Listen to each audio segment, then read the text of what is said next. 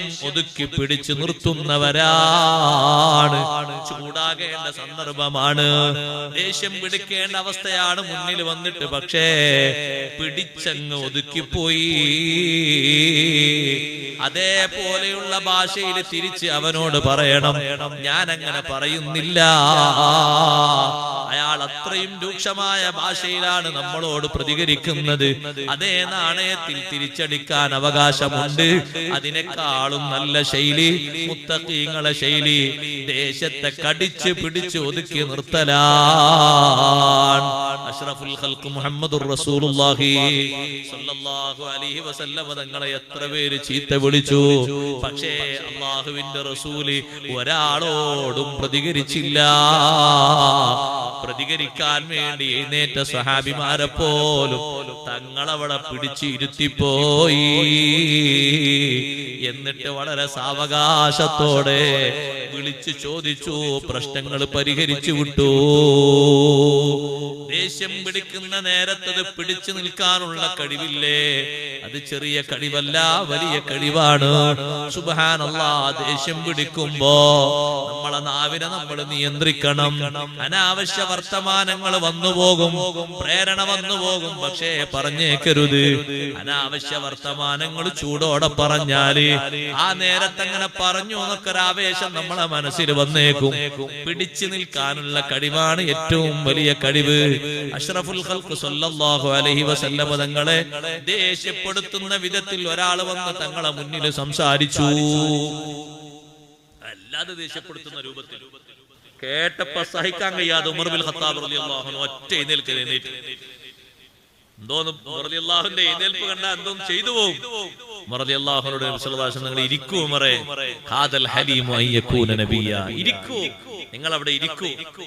നല്ല സഹനശീലമുള്ള മനുഷ്യൻ, നബിമാരുടെ ദർജയോട് അടുത്ത ദർജയുള്ള ആളാണ്, നിങ്ങൾ ഇരിക്കൂ. അദ്ദേഹം പറയട്ടെ.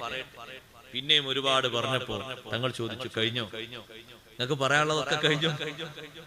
എനിക്ക് പറയാനുള്ളതൊക്കെ ഞാൻ പറഞ്ഞു. എന്തിനാ നിങ്ങൾ എന്നെ ചീത്ത വിളിക്കുന്നത്? ഞാൻ നിങ്ങൾക്കോ നിങ്ങളുടെ കുടുംബത്തിനോ നിങ്ങളുടെ ആരാധ്യ വസ്തുക്കൾക്കോ ഒന്നും എതിരായി ഞാനൊന്നും പറഞ്ഞിട്ടില്ല. നിങ്ങൾ എന്തിനാ ചീത്ത വിളിക്കുന്നത്? അപ്പൊ ആ മനുഷ്യൻ പിന്നെയും നബി സല്ലല്ലാഹു അലൈഹി വസല്ലം നിങ്ങളെ ദേഷ്യപ്പെടുത്തുന്ന രൂപത്തിൽ പിന്നെയും ചോദിക്കാം. ഇപ്പൊ ഈ മുന്നിലിരിക്കുന്ന ആൾക്കാരൊക്കെ സംസാരം കൊണ്ട് പിടിച്ച്, നല്ല വാചാലത കൊണ്ട് പിടിച്ചിരുത്തിയ പോലെ എന്നെയും പതുക്കെ സോപ്പിട്ട് ഇവിടെ ഇരുത്താനാണ് നിങ്ങളെ ശ്രമല്ലേ? നിങ്ങളോട് ചോദ്യം, എന്നെയും പതുക്കെ സോപ്പിട്ട് ഇവിടെ ഇരുത്താനുള്ള പരിപാടിയാണല്ലേ? നബി സല്ലല്ലാഹു അലൈഹി വസല്ലം ചോദിച്ചു, നിങ്ങൾക്ക് എന്താണ് ആവശ്യം? ആവശ്യം പറയൂ. അപ്പൊ ആ മനുഷ്യൻ പറഞ്ഞു, തന്റെ കുപ്പായത്തിന്റെ കയ്യിൽ ഇങ്ങനെ ചുരുട്ടി വെച്ച ഉടുമ്പിനെ എടുത്തിട്ട് നിലത്തേക്ക് വലിച്ചെറിഞ്ഞിട്ട് പറഞ്ഞു, ഈ ഉടുമ്പ് നിങ്ങളെ വിശ്വസിക്കുന്നവരെ ഞാൻ വിശ്വസിക്കൂല. അതാ കാര്യം, അത് എളുപ്പമാണല്ലോ. ഉടുമ്പിനോട് തങ്ങൾ ചോദിച്ചു, ഉടുമ്പേ നീ ആർക്കാണ് ആരാധിക്കുന്നത്? ഉടുമ്പ് സുന്ദരമായ അറബിയിൽ പറഞ്ഞു, അല്ലദീ ഫിസ്സമാഇ അർശുഹു വഫിൽ അർളി സുൽത്താനുഹു. സമാഇൽ അർശ് സൃഷ്ടിച്ചു വെച്ച അല്ലാഹു ഉണ്ട്, പ്രപഞ്ചം മുഴുവനും അധികാരസ്ഥനായ റബ്ബുണ്ട്, ആ ഒരുവനാണ് ഞാൻ ആരാധിക്കുന്നത്. ഉടുമ്പിനോട് അടുത്ത ചോദ്യം, ഉടുമ്പേ പറയൂ, ഫമൻ അനാ, ഞാൻ ആരാണ്?